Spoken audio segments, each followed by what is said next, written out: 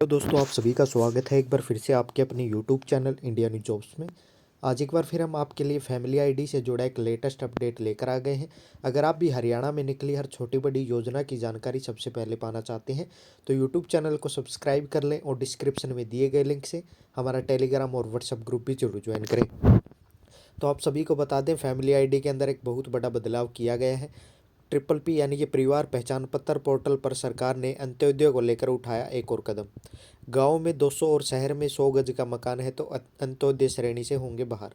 ऐसे ऐसे परिवार जिनका अगर आप गांव में रहते हैं और आपके पास में 200 गज का मकान है, या फिर अगर आप शहर में रहते हैं और आपके पास में 100 गज का मकान है, तो आपको जो है आपकी फैमिली आईडी के अंदर इनकम अगर आपने 1,80,000 या फिर उससे कम दर्शाई है तो उसको जो है गलत माना जाएगा, उसके अंदर बदलाव किया जाएगा और आपको जो है बीपीएल राशन कार्ड और अंत्योदय परिवार योजना और आयुष्मान कार्ड के लाभ से भी वंचित रहना होगा। जान लेते हैं पूरा अपडेट। यहाँ पे साफ साफ मेंशन किया गया है कि 1,00,000 रुपए से अधिक की फसल बेचने वाले भी सूची में नहीं होंगे शामिल। अगर आपने मेरे फसल मेरा ब्यौरा पोर्टल पर रजिस्ट्रेशन करवाया है और अगर आप मंडी में जाकर फसल बेचते हैं और उसकी कीमत 1,80,000 या फिर उससे ज़्यादा होती है तो भी आपको इस योजना से बाहर कर दिया जाएगा। सरकार ने अंत्योदय परिवार को लेकर एक और कदम उठाया है।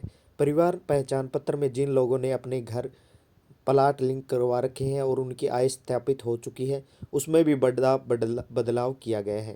यदि कोई परिवार गांव में रहता है और उसके पास 200 गज का मकान या प्लाट है, यह जानकारी उसने परिवार पहचान पत्र में दर्शाई गई है, उसकी इनकम 1,80,000 रुपये से ज़्यादा मानी जाएगी, यानी वह अंत्योदय परिवार की श्रेणी में नहीं आएगा। इसी प्रकार से शहर में 100 गज का मकान प्लाट ट्रिपल पी में दिखाए जाने पर उसकी इनकम भी 1,80,000 रुपये से ज़्यादा मानी जाएगी। यह बदलाव परिवार पहचान पत्र में किया गया है।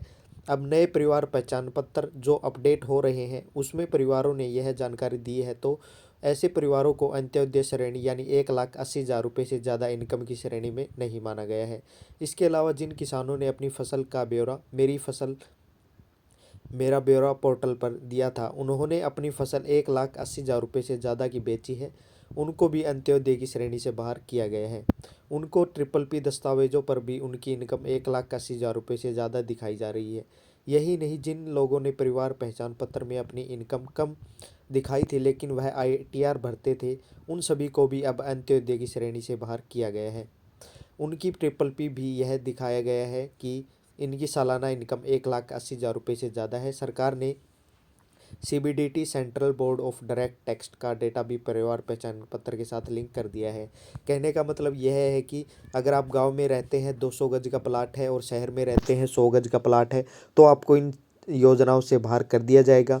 और अगर आप आईटीआर भरते हैं और अपने फैमिली आईडी के अंदर इनकम 1,80,000 या फिर उससे कम दिखाई है तो भी आपको इस योजना से बाहर कर दिया जाएगा। और अगर आप किसान हैं और आपने मेरी फसल मेरा ब्यौरा पोर्टल पर अपनी फसल का विवरण देकर और अपनी फसल जो है 1,80,000 या फिर उससे ज़्यादा की बेची है तो भी आपको इन योजनाओं से बाहर कर दिया जाएगा। अगर आपका आयुष्मान कार्ड की लिस्ट में नाम नहीं आया है या फिर बीपीएल की सूची में आपका नाम आएगा या नहीं आएगा, आप इन तीनों बातों से अंदाज़ा लगा सकते हैं। आपको कहीं और जाने की ज़रूरत नहीं है। तो आपको समझ लेना है कि आपको इन 3 कारणों से जो है आपका इन लिस्टों में से नाम कट गया है या फिर कटने वाला है। वीडियो आपको कैसा लगा नीचे कमेंट बॉक्स में ज़रूर बताएं। अगर आपका फिर भी कोई डाउट है तो ज़रूर आप पूछ सकते हैं। Thanks for watching this video. मिलते हैं ऐसे नए अपडेट के साथ नई वीडियो में।